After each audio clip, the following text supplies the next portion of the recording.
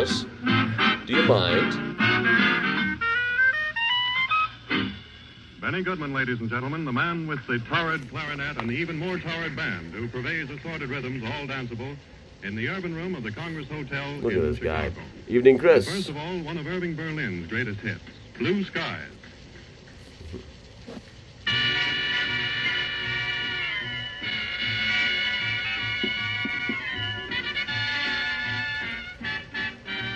I met a dog named Miles today. There's a neighbor dog named Miles. You know that, Miles? You know what a dog is?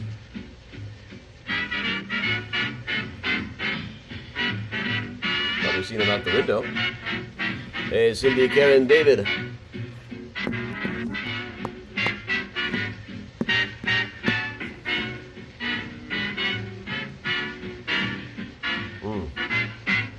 Roast pineapple whiskey is delicious. It's the roast part that made me want to buy it.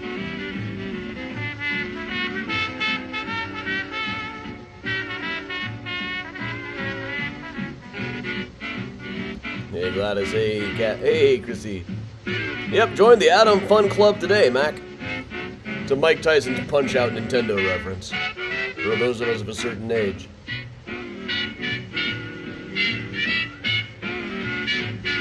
Hey, Sue.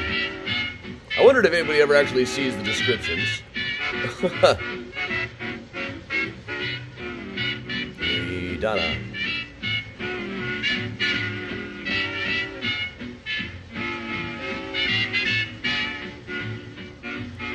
Even all the Mysterians out there.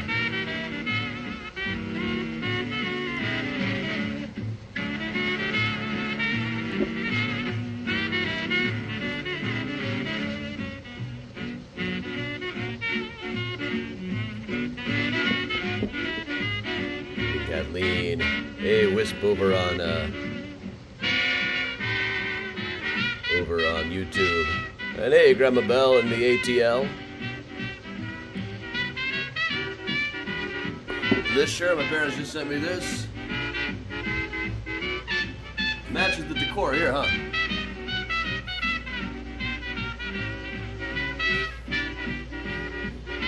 suppose I can make this a little smaller. No, I can't actually.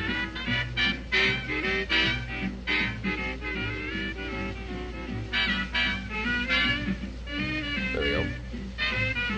It's down below here. It says 10. It's not.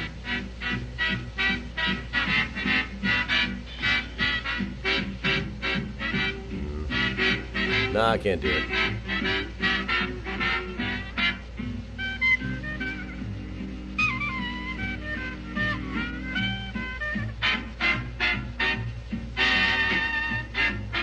Yeah, I put up the old curtains. These were from the old place. They're just sideways now. But I might go back to the others. I haven't decided yet. Right now, the others are on the doors, which is pretty cool. Only they don't go all the way down, so.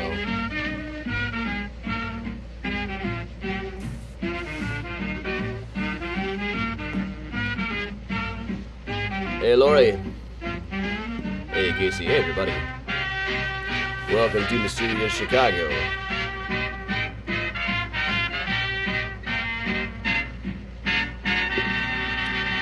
Yeah, the Fun Club thing, that is a reference to something Doc would say on Mike Tyson's Punch-Out between rounds now and then.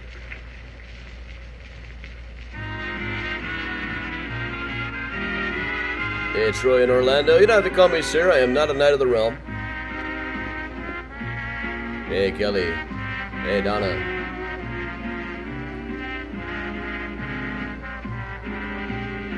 If you must use an honorific, I prefer Daddy. Hey, Georgia.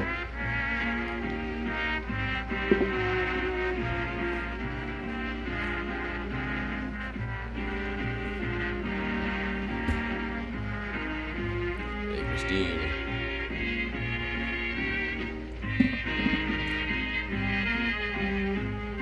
Even it's Susan.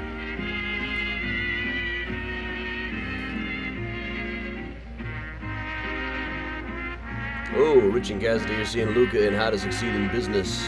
I worked with a school group a while ago that did that, and they were just horrified by having to keep his dinner warm. But you're supposed to be, you know.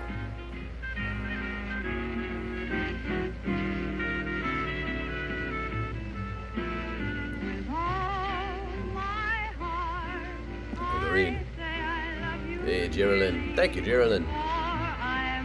You all know where the donate button is. Oh, my heart, without a while and wherefore you'll all ever care for. Glad to have you, Lauren. I would write a song telling of the miracles the day you came along.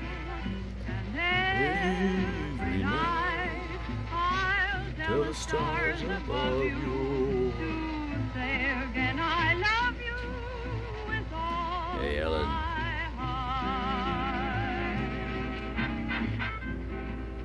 Hey, Sue.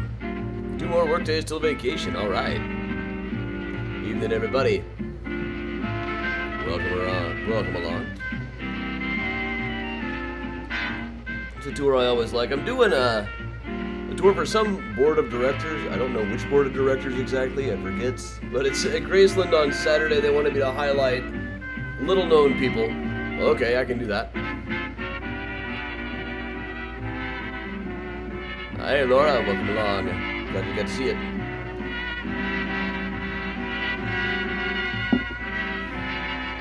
Kirk in Minneapolis. Laura, I'm glad to hear that. Goodman goes way back and gets a lot of rhythm out of Walk, Jenny Walk. Benny Goodman and his orchestra. Hey, Kathleen and the euphoniums. Copper Bell euphoniums out there. Hey, Diane. I am drinking roast pineapple whiskey, and I've gotten way further down in it than I expected to. This stuff packs a punch, but it is delicious. It's the roast that makes it interesting. Pineapple whiskey? Sure. Roast pineapple whiskey. Fill her up. I have to fill her up by the time I'm done with this. It goes down so smooth. It couldn't please me more. Ooh, I got some pink pineapple in the fridge too. Those are delicious. They got me a pink pineapple. It couldn't please me more. Hey, Sue, Monday morning at O'Hare. All right. Evening, Gene. Hey, Miles. Miles. Please be careful, okay?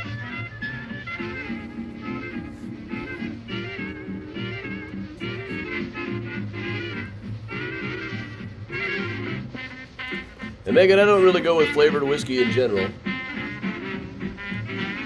But roast pineapple, sure. Hey, Cindy. Yeah, I'm gonna have to have some more of this by the end of the night, so let me just grab it now. Okay, this is Revel Stoke Laid Roasted Pineapple Whiskey. Got it up at a place by the Bolo Antique Mall the other day.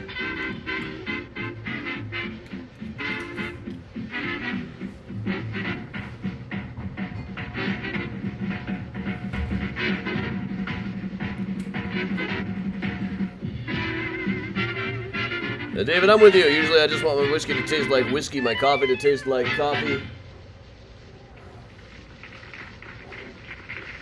And they all love it. Take my whiskey neat, my coffee black, and my Pepsi free. And now another one just in the same vein. Rosetta.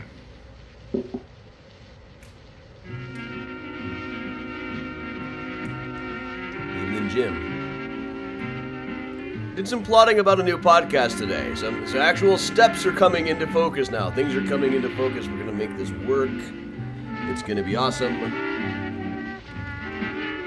Wah, wah.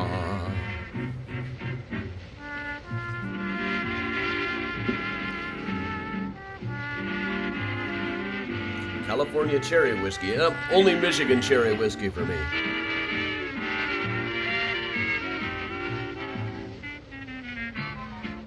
Really, that is frustrating, but I see your comment there. We're gonna let Benny Goodman do this tune. We'll get started here shortly. Miles, look at this guy. Did I show you all the cat tree in here? I'll show you the cat tree in a second. But welcome along. Yeah, during the as of now, the title is still One from the Vaults.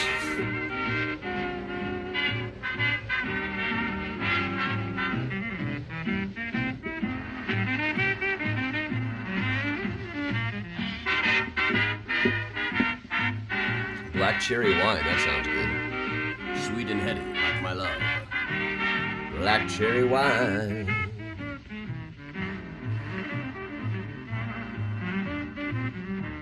Hello, Laura Hubbard. Yeah, Miles, baby. Honey whiskey with lemonade? I'll do it. Sure. Look at this guy. Just soaking it on up. His favorite chair now is the swinging egg chair. He was afraid of it at first. But once he got into it a couple of times, well, maybe now that I've changed the wall over there, maybe he won't be doing it as much. I don't know.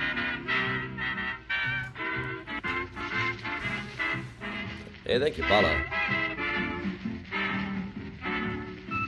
Yeah, this is my last virtual tour at the age of 44.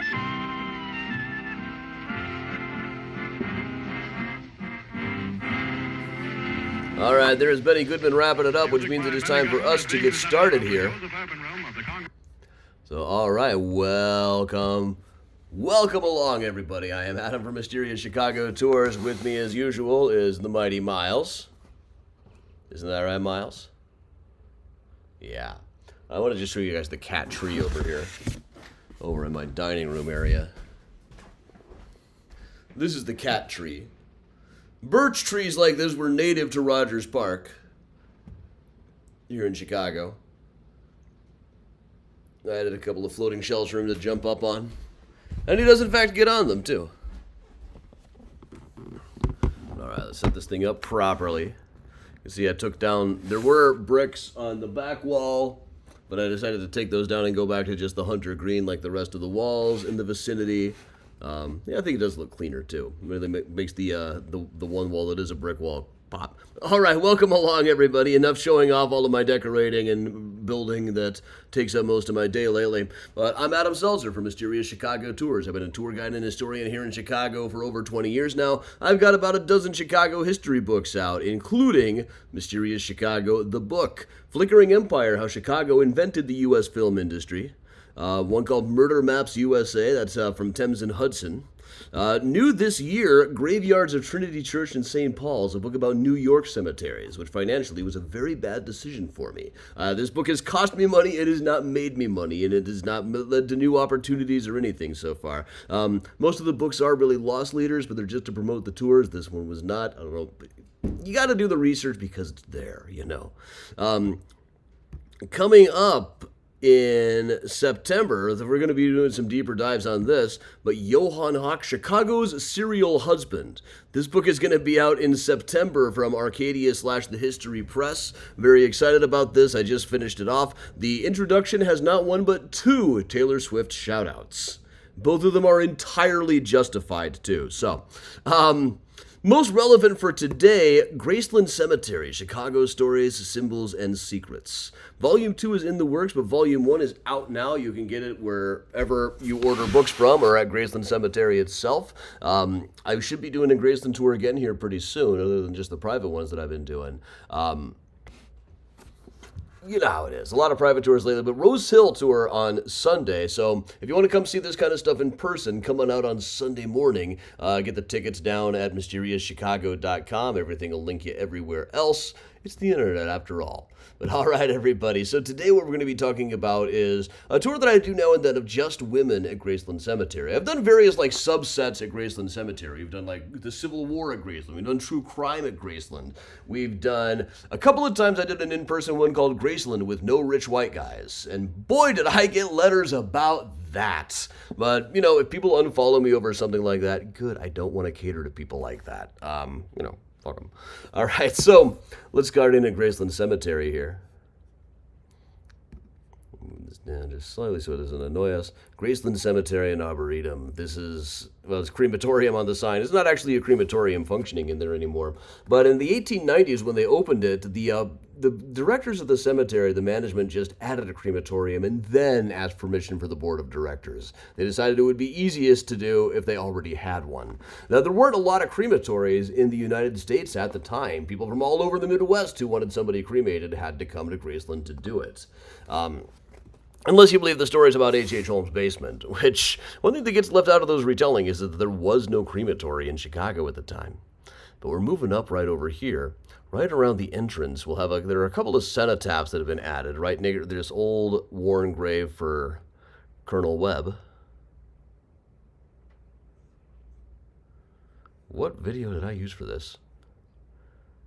Right up around the entrance, I should say. I guess I used that for the entrance. But around the entrance is a memorial to Thomas Barber Bryan. This is his wife, Jenny Bird Bryan.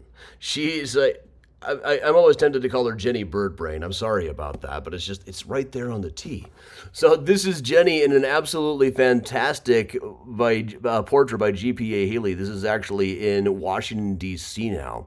And so is she. The Bryans, though they founded Graceland Cemetery, ended up buried in Washington, D.C. But this is Jenny. I just want to point this out because it just has such a fantastic painting. Look at this.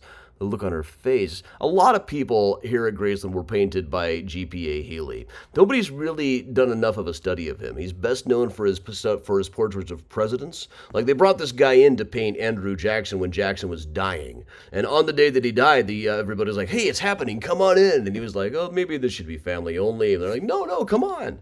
So it was quite the party. But he also painted a lot of prominent Chicagoans. A lot of his portraits, I believe, were lost in the Great Chicago Fire, but quite a few of them do survive as well. I really wish somebody would get them organized, just his portraits of Chicagoans alone. Among the people that he painted, in fact, were Juliet Kinsey. We'll go see her down over here.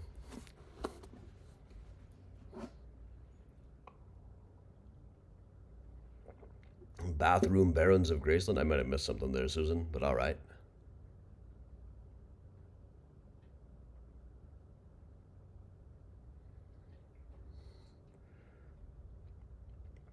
You got the obelisk for Mr. Sherman, the famous Eternal Silence statue over there. But this, climbing up the hill, is the Kinsey family plot, including Chicago's first historian, Juliet Kinsey, who was down at the end of the row there. There was just recently a biography of her, of Anne Durkin Keating, in the world of Juliet Kinsey, Chicago Before the Fire. Now, she was the daughter-in-law of John Kinsey, who she always claimed was the founder of Chicago. Not entirely accurately. He was one of the first non-native settlers to get here and the only one to remain after the Battle of Fort Dearborn. So he had a claim that at least nobody at the time could dispute. So her diaries, her writings are really remarkably fun. They're very gossipy. They talk about the fun they have with their pet parrots. Very interesting character, very interesting early Chicagoan. There's a great anecdote from somebody else's writings that she mentions how naive she was as a girl, that she saw Julia Kinsey wearing pink and thought it was so charming that she asked her mother to start wearing pink, and her mother wasn't even 50 yet. These weird social mores, these weird rules that come and go over in time in society. But this is her daughter, Nellie. Now, this is also a portrait by Healy that just doesn't really happen to survive. And Nellie herself is buried down in Savannah. This is the person I talk about quite a bit. She married a Savannah guy right before the Civil War broke out, and people found out when her diary goes from talking about her wonderful new neighbors to her neighbors finding out that her uncle David Gordon was liberating enslaved people, along with help from her brother Arthur Kinsey, and then smeared poop all over her door. But she is buried down in Savannah, near her daughter Juliet Kinsey Gordon Lowe, who is the founder of the Girl Scouts. Let's move on up from here a bit. Left this picture up. There's a spoiler.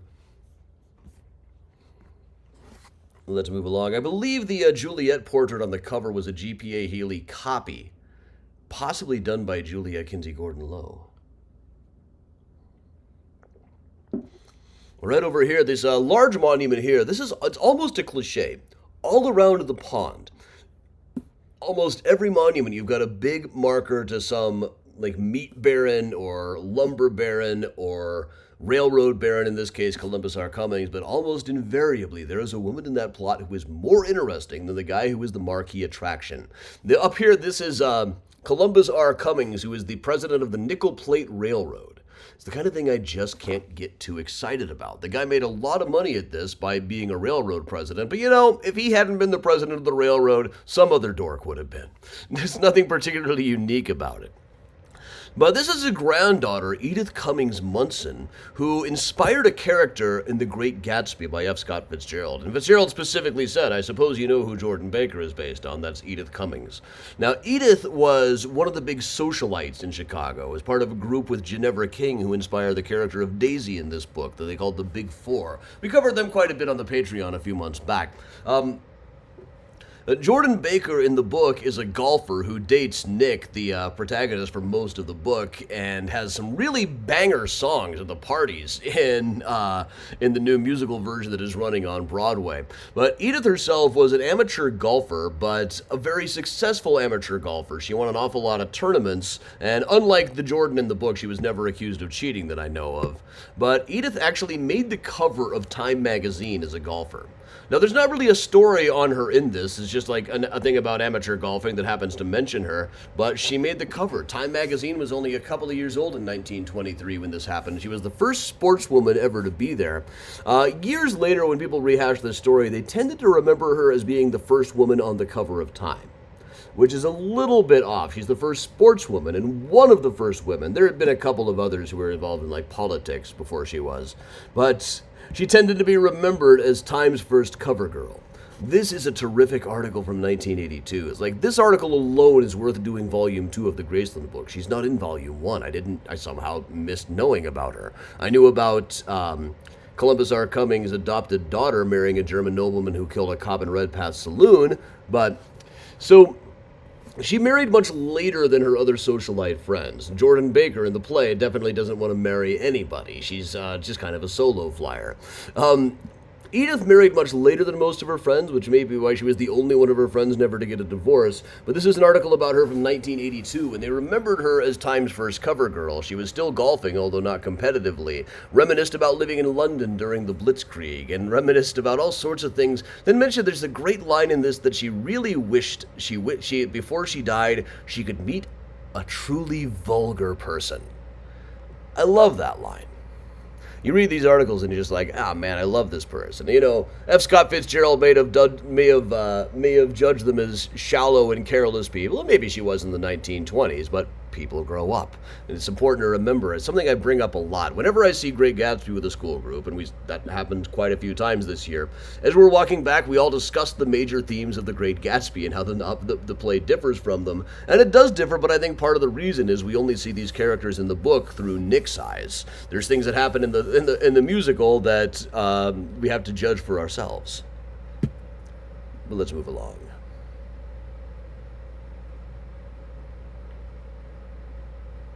This one I absolutely love. Now this, I love how her name doesn't fit on her gravestone. Elizabeth Ellie Gridley Butler. Elizabeth Ellie Gridley Butler, who was the daughter of a woman by the name of Amy Gridley, who was born in 1776 and lived until 1876. She gave birth to Elizabeth in 1826 at the age of 50.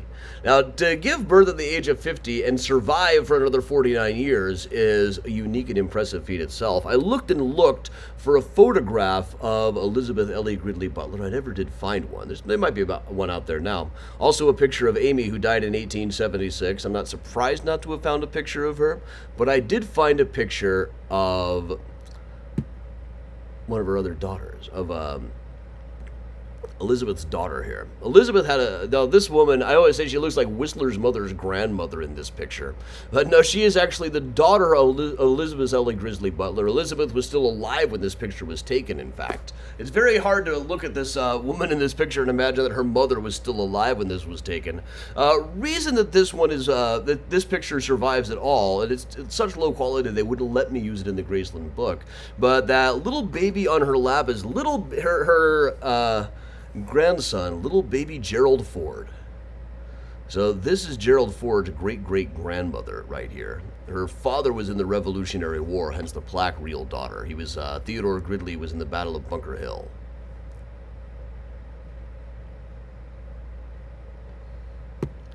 Let us move on.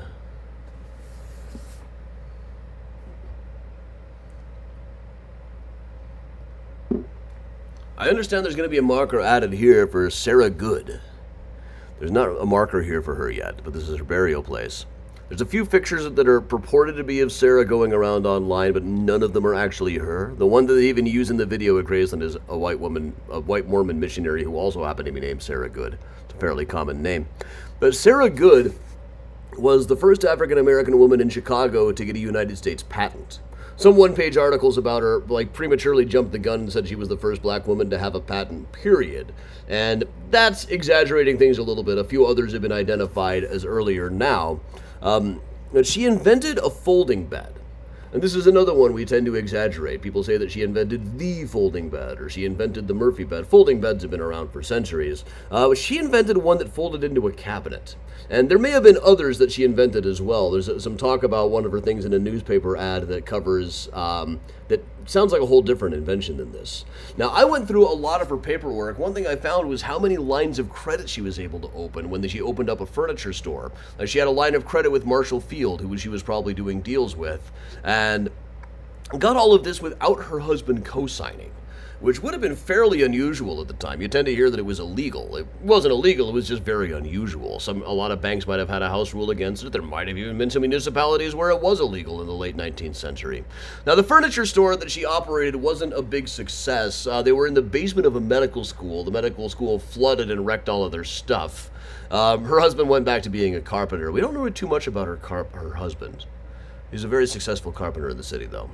But I understand we're about to get a marker for this one added. Let's see, who else should we add? I'm just kind of randomly going through the list here. I've got more than will fit in one tour in the deck here.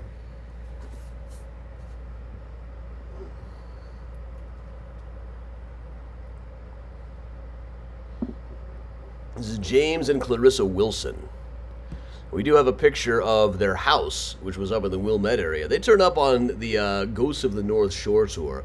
Now, James and Clarissa Wilson were brutally murdered in their beds. She was in her bed, he was up and around, in a case that was never actually solved. She was hacked to bits with her son's Civil War sword.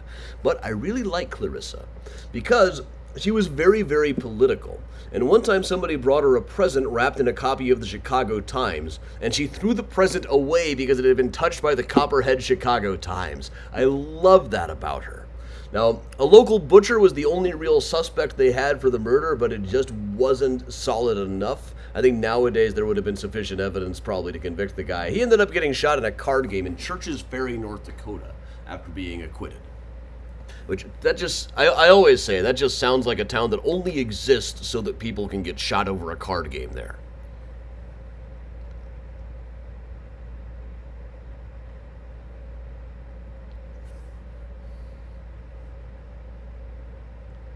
Ooh, over here, this one is very interesting to me. Partly because I can't actually read the thing. It's a signature on the grave and you couldn't possibly read it.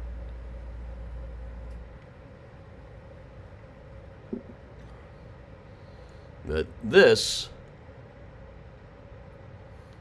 I almost want to say, believe it or not, this says Florence McLandberg. I could look at that all day and not get Florence McLandberg out of it. But when Florence was just a teenager, she was writing science fiction stories. In the 19th century, when science fiction was still very new, most famous was one called The Automaton Ear and Other Sketches. This was published in a book by the McClurg Company here in Chicago. The Automaton Ear is about a guy who invents a device that allows him to hear through time. Early example of what is now known as the time viewer subgenre of science fiction. Most of the stories were very, very Edgar Allan Poe influenced. You can really see that influence right on her sleeve. But she suffered from ill health and didn't write again for a long time, but all of a sudden, years later, she started writing patriotic poetry about World War I under an assumed name, and then letters to the editor saying that no one really run the war and advocating for total disarmament, advocating for total peace. Really interesting stuff, and a lot of political stuff, too. There's a particularly interesting letter to the editor talking about her criticism of organized religion, and that writes in, I imagine this Florence McLandberg person is a product of the modern schools of education and not aware yet of the softening influence that religion does have. At the time, she was like 80 years old. He was like making fun of an 82-year-old guy and calling him a damn Gen Zer nowadays, or making fun of me and calling me one of these damn Gen Z kids. Always on our phones, you know. Move up a bit. This is a bit of a longer walk, so I'm going to grab a little bit more pineapple whiskey.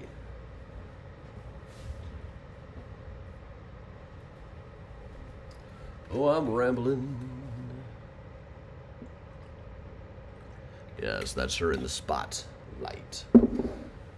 Harriet Hubbard Ayers. This is Harriet Hubbard Ayers. Now, this was pointed out to me by another guy over at Graceland Cemetery. I never would have found it. Just to the right here, that is her baby who died of smoke inhalation a few months after the Great Chicago Fire.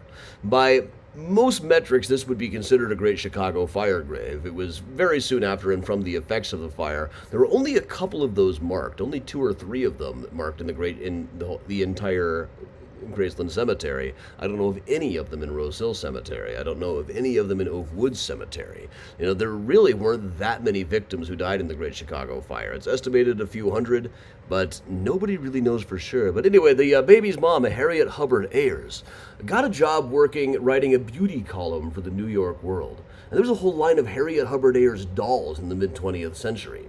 Now, she wrote a beauty column that was very popular. In fact, she was the highly paid journalist. I can't remember if it was the most highly paid journalist or the most highly paid woman journalist, but it was a very high salary for writing her beauty column. So it is tempting to think of her as kind of an early icon, but to call her a feminist icon, we really have to stretch. She gave a lot of advice that helped people discover their self-esteem, but she also said things like that it was a duty of a wife to maintain a youthful appearance for her husband. It's hard to find any of her columns that don't make you cringe a little bit nowadays. But they weren't written for nowadays. They were written for the time that she understood, in the world that she understood. And in that way, she was encouraging women to be the best version of themselves in the way that she knew how. So it's very interesting stuff, very interesting to go through. Well, let's talk Margaret Potter.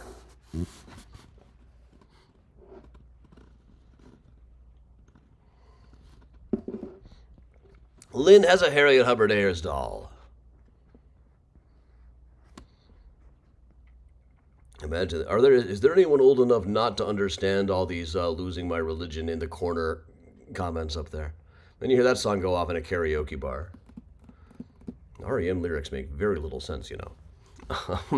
All right, this one, which I thought was by Henry Hobson Richardson, I still think it might be, but is at least very highly influenced by him. There's not really a record of exactly who designed this mausoleum, but this is designed for O.C. Potter, a steel baron, but also containing his daughter Margaret Potter, who was an author. She wrote a book called A Social Lion that was published when she was 16. It was based on her friend Joan, a granddaughter of Alan Pinkerton, who was this carefree, free spirit type of girl. This was considered very scandalous at the time, partly because it was spilling dirt about Chicago high society, partly because there was a drunken clergyman in the book, which just shocked people at the time. Now, her father was very, very reputation-minded. There was a rumor right after this came out that the Chalmers family, Joan's parents' yacht, had bumped into the Potter yacht, and it might not have been an accident. Horrors. Thereafter, she mostly wrote historical fiction, where she could at least hide things a little bit better. She didn't have a long life, but she did have a long career. For the rest of her life, she had a rigorous schedule. She would wake up at 4 in the morning and write until noon, then go to the Newberry Library and research until they closed, and also had a high society schedule and managed to catch every home Cubs game.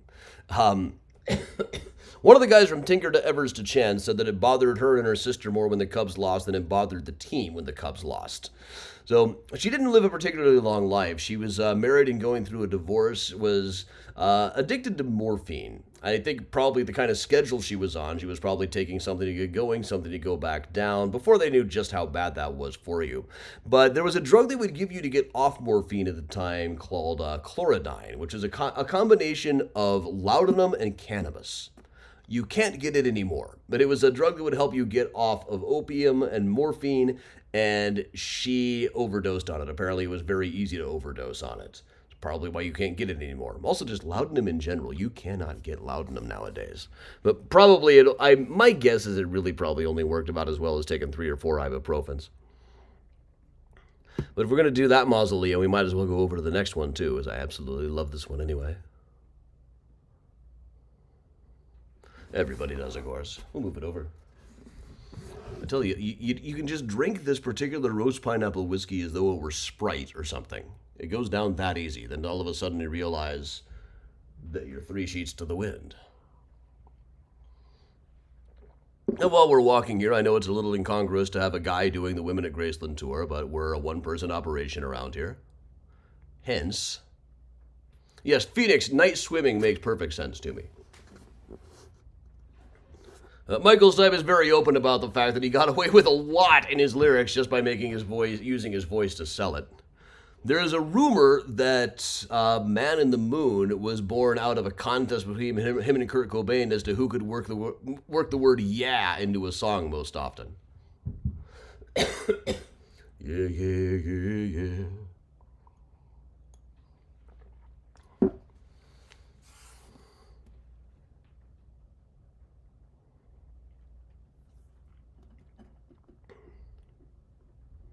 But all right. Here we are, the Getty Mausoleum, designed by Louis Sullivan. And we can get so caught up with the architecture here that we forget that there is a really interesting person inside of it. This is Alice Getty. She was one of my favorite research topics doing the Graceland Cemetery book. You know, you look up all these people and sometimes you don't find a thing. Often you don't find a thing. Then sometimes you find someone like Alice Getty, who started out wanting to be a composer. She had sheet music published all over, then became an expert on Asian art, had a book about the gods of Northern Buddhism, their history, iconography, and progressive evolution across the Northern Buddhist countries. She was decorated by the French government for her efforts publishing Braille books in French after World War I, lived in a monastery with an obscure Buddhist sect, and had her manuscript about it burned by the Nazis when they raided her villa in France. Never married, but had a woman who was her study partner for many years, which in the 21st century, of course, gives us certain ideas. But almost every article about this that you read from back then, it's always like, look what this high society girl is up to now. There's always this kind of a mocking tone to it. Very interesting. There's a few that she was being initiated into upper levels of Buddhism herself. Whether she was actually a Buddhist practitioner or not, I really don't know. There's a lot of articles about it, but generally we'd expect a Buddhist not to be buried in such a fancy tomb. But if the tomb was already built, there's a spot for her in there. I got to go inside of the tomb a couple of years ago. Genuinely terrifying having to climb over those gates.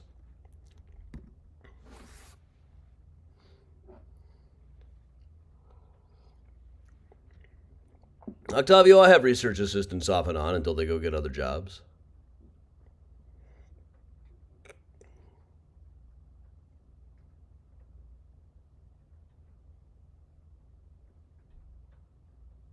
Is it raining outside? Sounds like it's raining.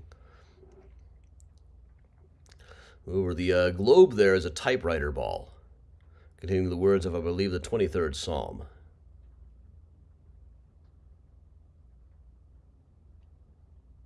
That is the architect Howard Van Doren Shaw, who designed the first modern shopping mall. And that shopping mall is still up there in Lake Forest. It includes a statue by his daughter, Sylvia Shaw Judson, who is perhaps best known for building Bird Girl, the statue on the cover of Midnight in the Garden of Good and Evil. This used to be down at the cemetery in Savannah. Now it's at a museum there. Similar, there used to be a Sylvia Shaw Judson statue at Rose Hill Cemetery, but it got removed at some point along the line. But she's got a work still in Chicago here. The Spirit of Electricity is still on a fresco at a power station right by Block 37. Best known as a sculptor, but was also the daughter of a poet. Very interesting family. Over to the right is her brother-in-law, John McCutcheon, who was the Chicago Tribune's cartoonist for years. Now, best remembered around Chicago for a long time for doing the Indian Summer comic, which generations found very, very nostalgic and evocative to people born my age or younger. It's kind of shocking that they would ever have printed such a thing. But But back around the pond, once again, we've got these situations where the marquee attraction is some guy in the plot. I should really check the Tree McGee plot, which looks like it says Tree Magic. Let's see if there's a woman in there who's more interesting than old H.H. McGee or Judge Lambert Tree, who were all moved, who some of them were at least, were moved from the mausoleum that goes into a hill over by Eternal Silence. It was originally their mausoleum.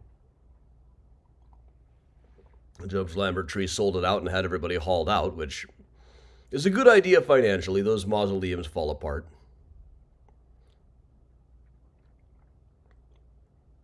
If you want to talk about pictures that you love, there's some great ones coming up here. And Kristen, I know, has a version of Spirit of Electricity that I'm rather envious of. I got all these shells back here. And I filled them with excellent trinkets, including a Bubik's Cube that I got at the art fair last weekend.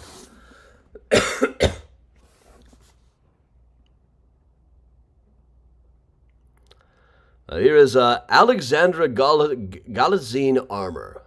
Alexandra, this is in the Philip D. Armour plot, the Armour hot dogs guy, the Armour meatpacking plant guy, who did not actually live long enough to see hot dogs at all, let alone to hear the Armour hot dogs jingle. But his granddaughter by marriage was Aleki, she was known as. Her official name was Alexandra Galitzine Armour. Well, really, when she was born, she was Alexandra Romanov Galitzine of Russia, princess. So she was, her family was kidnapped by the Bolsheviks during the Russian Revolution. They escaped first to England and then the United States, where she just got a job working at Marshall Fields. And later on, she was known to say things like, "I would never wish to be rich. It is a great nuisance." I'm trying to do the accent. "I would like to make money, yes, and my husband too, if it is that we are earning and not selling our name, but just enough to live on decently." This reminds me of this bit in the show Poker Face. Like, yeah, I've been rich, I've been poor. Rich is easier, but it's not as good as doing just fine. More money, more problems, they say. I'm willing to take that risk, personally.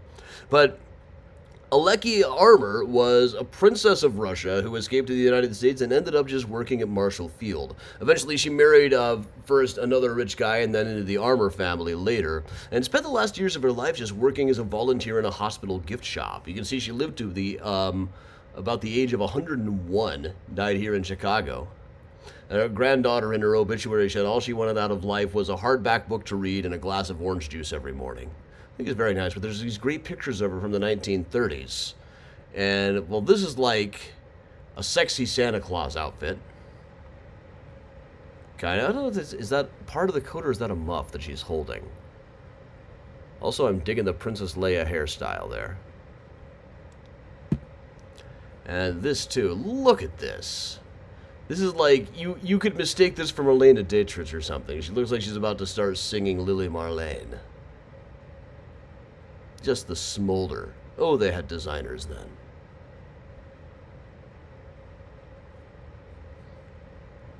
Yeah, lived to 101. Now, I mentioned in there's probably my most liked comment on Reels anywhere is I've got a video about Lady Savage Butts, the grave in Nashville, and somebody comments, "Wow, she lived to be 57 in the 50s?" Like, yeah, that tended to happen back then. I mean, the average average life expectancy might have been lower back then, but it was kind of skewed by how many people didn't make it to the age of 5 back before antibiotics, vaccines, sanitation, etc. Just over here, too, over next to the Armours, is the Medill plot. Joseph Medill, the newspaper editor of the Chicago Tribune, mayor of Chicago, always claimed to have been the man who got Abraham Lincoln elected. But once again, well, there's a couple of people I think are more interesting than him. One is a daughter whose last words were watching a maid walk away. With her last breath, she uttered, "My God, what a bottom." You can't have a better last set of words than that. You just simply can't. But this is Eleanor Medill Patterson, known as Sissy Patterson, who ran a newspaper in Washington, D.C., one of the first women to be the editors of a major newspaper on the Hearst Syndicate. So she was a granddaughter of Joseph Medill. Now, there's been a couple of biographies about her written in recent years. There's a picture of her from the Chicagoan magazine. The biographies tend to focus more on her love life, which was wild and crazy. We cover her a little bit on the After Hours tour. It was that wild and crazy. She is estimated to have had something like 200 lovers over the course of her life, which in the early 20th century, that's more so than now, even really saying something. So, thing is that we could argue that this is doing her a disservice, just talking about her sex life and not talking about her contributions as an editor. And some of her writing is really good. She did an excellent interview with Al Capone. She did a fantastic article about Albert Einstein and Charlie Chaplin. But her politics are not really worth bringing up. It's probably better if we talk about her sex life than if we talk about her politics. She's one of those people, she didn't exactly like Hitler, but she thought people were blowing this whole thing out of proportion. It's not like he's like Roosevelt or anything, after all. Let's proceed around. 4 sissy biographies. I didn't know there were that many. I should get some.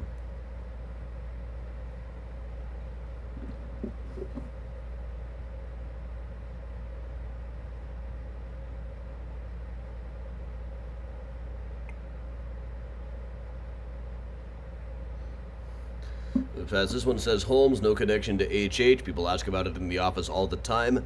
They were a couple who was both into realty. Mrs. Holmes owned several buildings and did wheeling and dealing under her own name.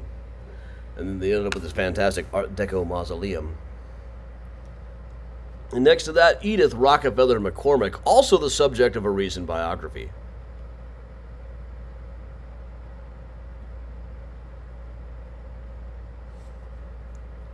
This is Edith Rockefeller McCormick, the heir to the Standard Oil name and money. Married into the McCormick family, heir to the McCormick International Harvester money. So by some metrics, she was considered the richest woman in the world at one point. In the plot with her are 2 children who died of scarlet fever. She founded the McCormick Institute of Infectious Disease to help try to develop a vaccine for scarlet fever. They did have one for a while, but it wasn't particularly effective. Not as effective as antibiotics were later. But they also developed a vaccine for diphtheria. They administered something like 100 million doses of that diphtheria vaccine, and there are people all over Graceland who died of diphtheria, most famously Inez Briggs. It was a throat infection that used to infect about 200,000 people a year. They did not wipe out diphtheria with this vaccine, but now, every couple of years, somebody will still get diphtheria. I'll say that again, every couple of years, somebody will still get diphtheria. That is down from a couple 100,000 cases a year. So this is a massive accomplishment on Edith's part. She was trained under Carl Jung as a psychoanalyst herself, but made the news mainly, and this is not even in the biographies lately, but made the news mainly because of her claims that she was the reincarnation of King Tut's first wife. Other socialites would hear that and just be like, oh, what are we supposed to say here? She's highly educated. She's very smart. It's not like we could argue with her if she said that if she says that she was King Tut's reincarnation. I guess we got to do it. Move down a bit.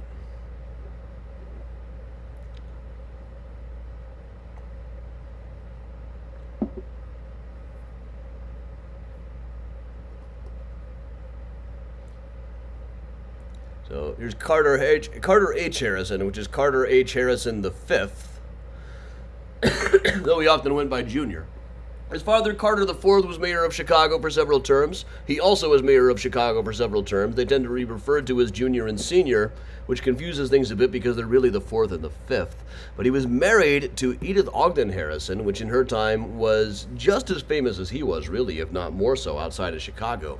She was a very successful children's book author. She collaborated with L. Frank Baum, on the author of The Wizard of Oz, on a couple of things, and was one of the ambassadors to the World's Fair of 1933, which featured the Indian summer cartoon in like fireworks display form, or something like that. She also wrote a fantastic biography, autobiography, about growing up in New Orleans back in the old days. But she was a girl, you can see by the dates here, 1861. Now, this is a difficult thing. I tend not to want to promote people who enslaved other people, but at the same time, she was 3 years old. It's not something I can necessarily hold against her personally. But the people that her family had enslaved ended up just being paid servants. She even wrote that they had to sell off all of their silverware so they could make payroll, which, you know, it's something. But she was fairly close with a lot of the household servants and writes about them sneaking her out to go see Marie Laveau, the voodoo queen. Now, She was actually believed that there was something in this stuff. She wrote about things that she witnessed as related to voodoo quite a bit. And since we're talking about witchcraft, we might as well move over to the one right behind here to close things out.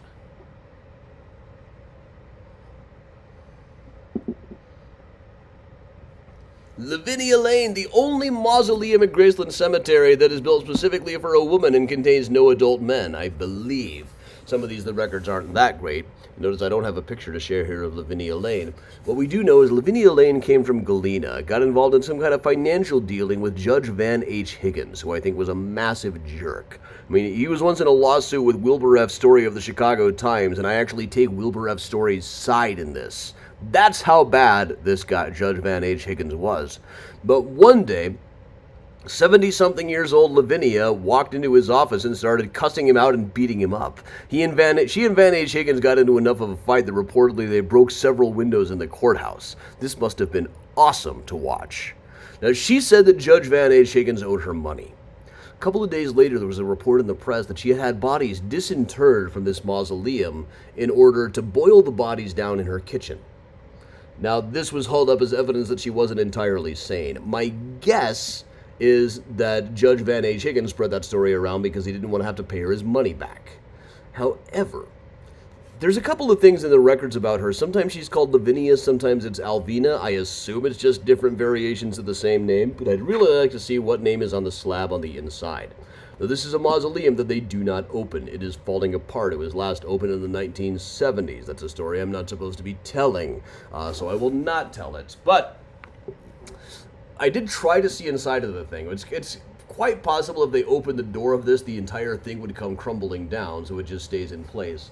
But on the inside, there should be a name on the slab, and I wanted to see whether it said Lavinia or Alvina. So I tried it. I did things like the tomb snooping that I've been known to do. I might try it again pretty soon here, even though Lavinia doesn't seem to like me very much. But because after I tried to do that, I had a rash on my wrist for like a week. So now and then I slip a buck under the door just to placate her.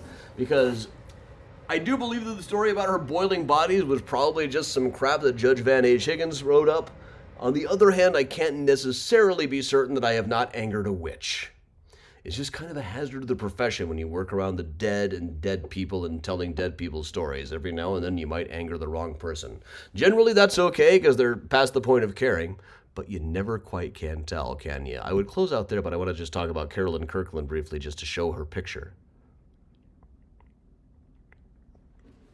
Yes, come up to the lab, see what's on the slab. I can show you my favorite session is this picture, actually. Over up here is Boyd Hill, the architect behind the Aragon Ballroom, and also his aunt, I believe. I can't remember exactly how they're connected, but they're the same family plot. But up here on this outcropping is Carolyn Kirkland, who is a writer under the name Madam X, the gossip columns for the Chicago Tribune, writing columns that she claimed were reeking with indiscretion.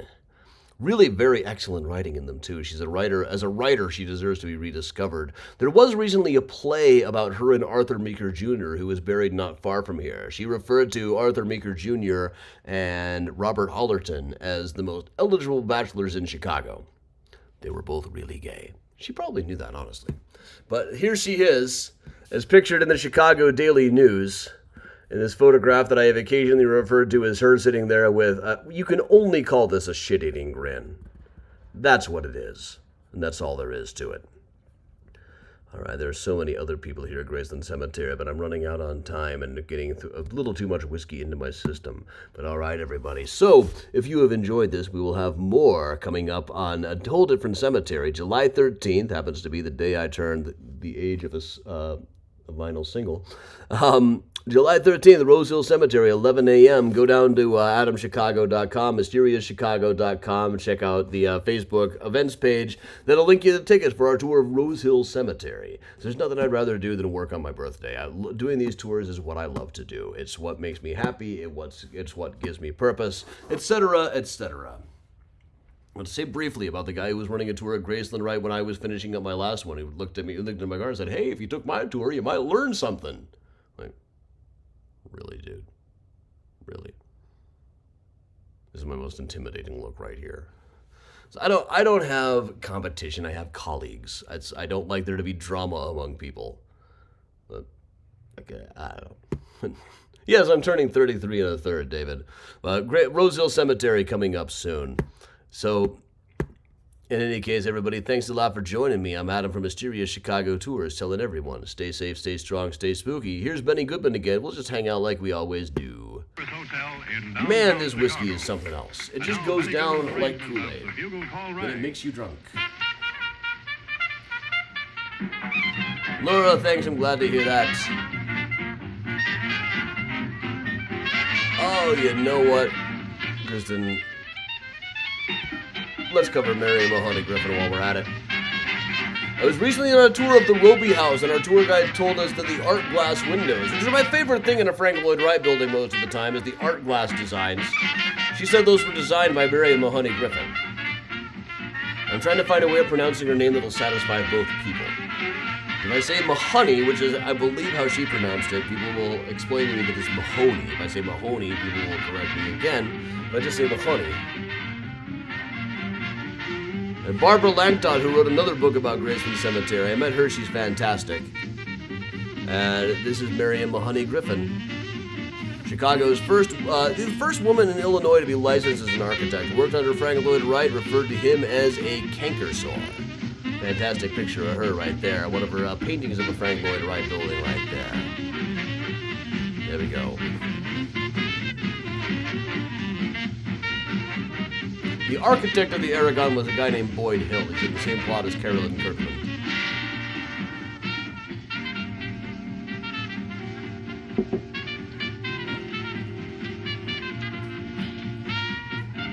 Drink enough whiskey to be taking requests.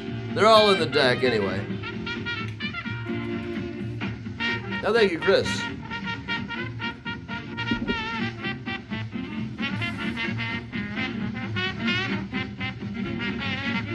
Megan, correct.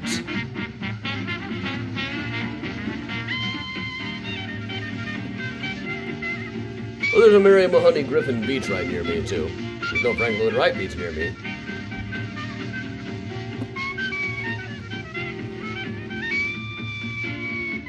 Thank you, Heather. Thank you, David. Don't forget these donate buttons, everybody.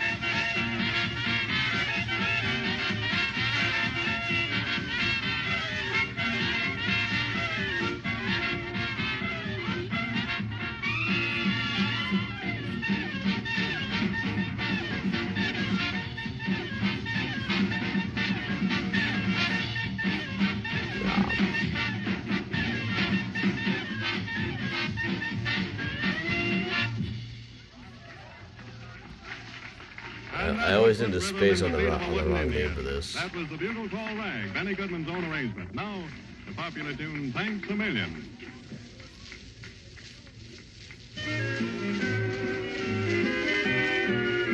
Better find it.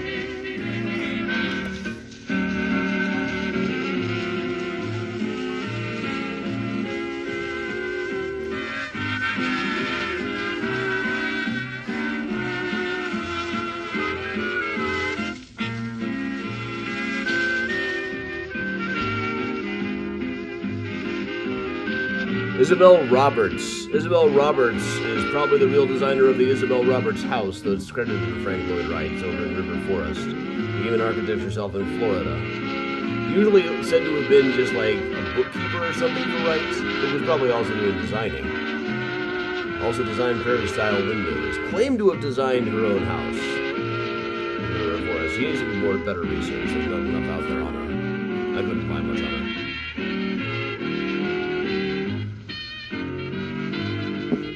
Good night, Laura. Lauren.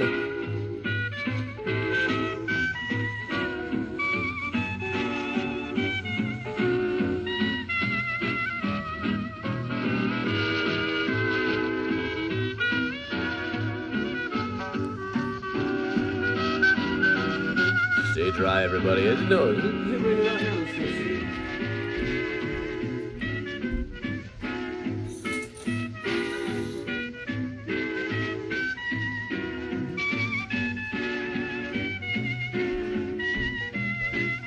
Yep, it's raining outside.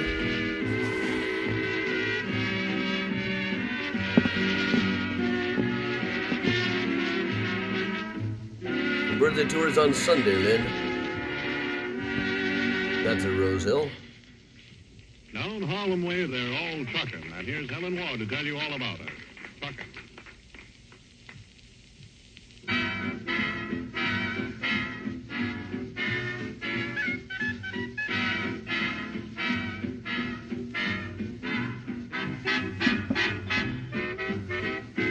You know who designed the original McCormick Place? No, off the top of my head, I do not. I'm gonna guess Skidmore, Borings, and Merrill.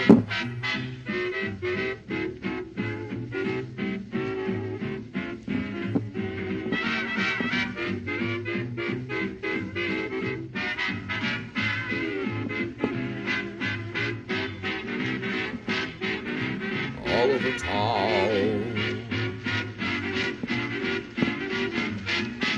Let's Google that. Also, not totally sure what McCormick it is named after. It's kind of an issue. There's a lot of McCormick were dicks.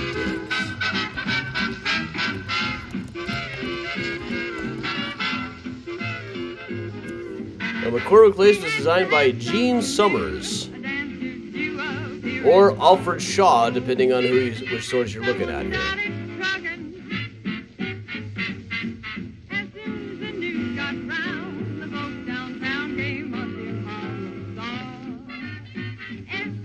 Robert, yeah. Lead architect was Alfred Shaw, one of the architects of the merchandise mart, who must have been working for Graham Anderson, Probst and White. So what else did he do?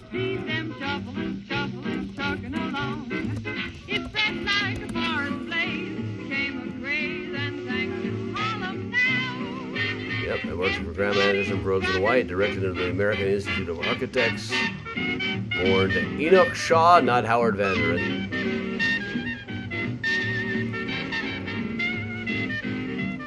Fired after the death of Ernie Graham. Formed his own damn business. Worked on things like the Civic Opera House, McCormick Place, Marshall Fields downtown, interiors of the Museum of Science and Industry.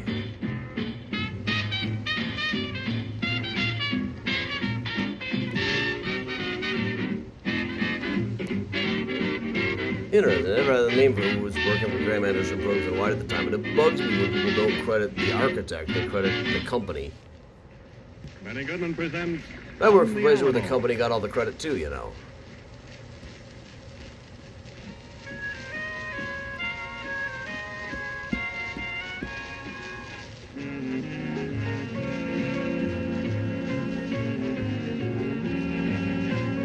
I don't believe there was an Alfred Shaw in Kiss, was there?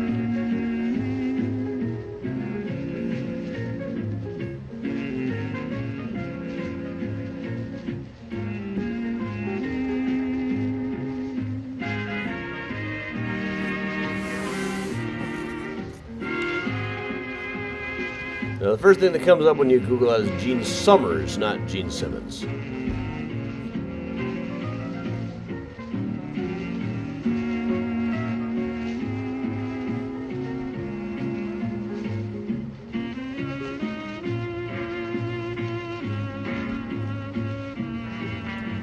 Miles. Miles, what have you done? Get off the keyboard. You're messing me up here. Push other buttons. There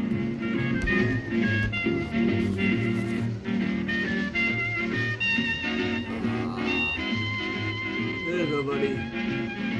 Yeah.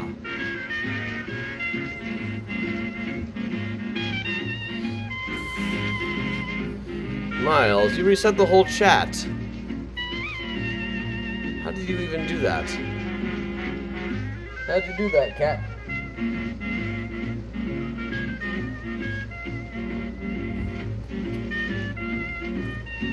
you later, alligator. See you soon, baboon. Sooner than that, rat. My y'alls. I'm fine. Good night, Lynn. I can't see for miles. Since Miles Davis was Yards Davis.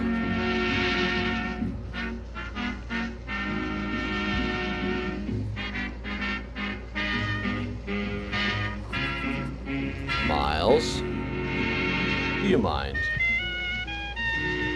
Do you mind?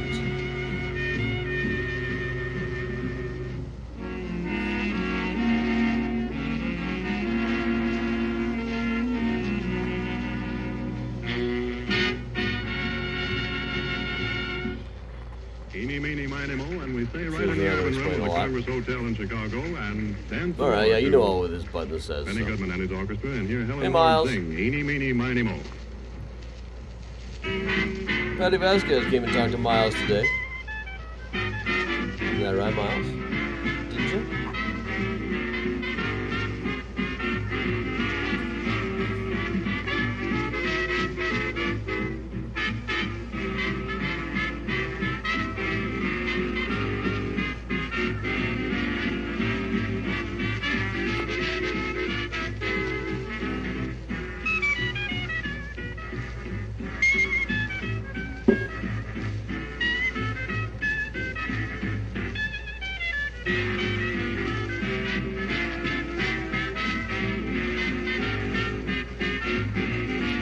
Alright, so Miles has blocked me from being able to get off of this. So there's that then. That happens. Eeny, meeny, miny, mo. Catch a Miles by the toe. If it hollers, let it go. Let it fly away. It's saying high and low. Everywhere you go. Oh yeah, Miles is always in action. Especially about 3 o'clock in the morning. Well, he teaches you to tell time, Miles. Happiness is telling the time. It's right there in a Broadway show, too. And they just got to see Anthony Rapp sing at Midsummerfest. Really cool. Didn't expect that Happiness would be the one that knocked the house down, but it just crushed me.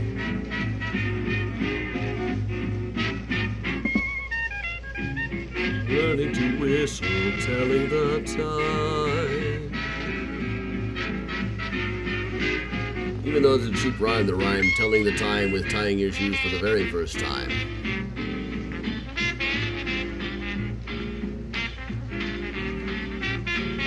Tying your shoes for the very first time.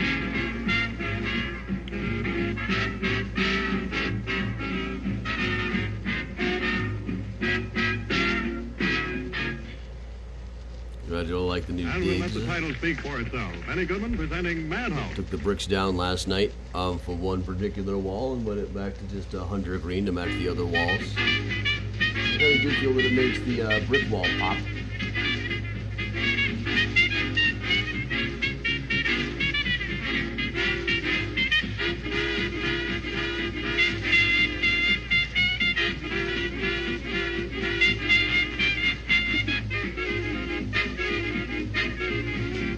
Standing here awkwardly, speaking in my low voice, while Miles highlights all of the things on the deck and scratches behind his ear, reveling in the attention.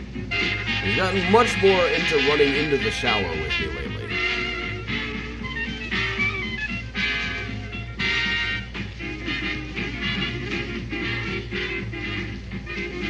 The orange chair used to be in my dining room, so it's kind of new.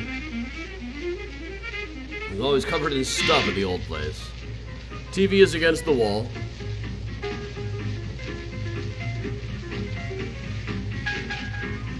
My y'alls. I'm gonna bring you over to your chair, okay?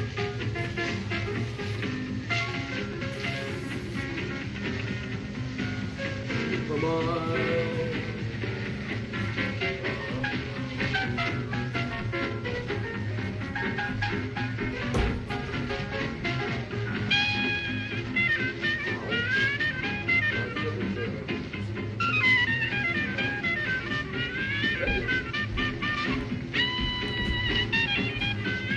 Good night, Susan.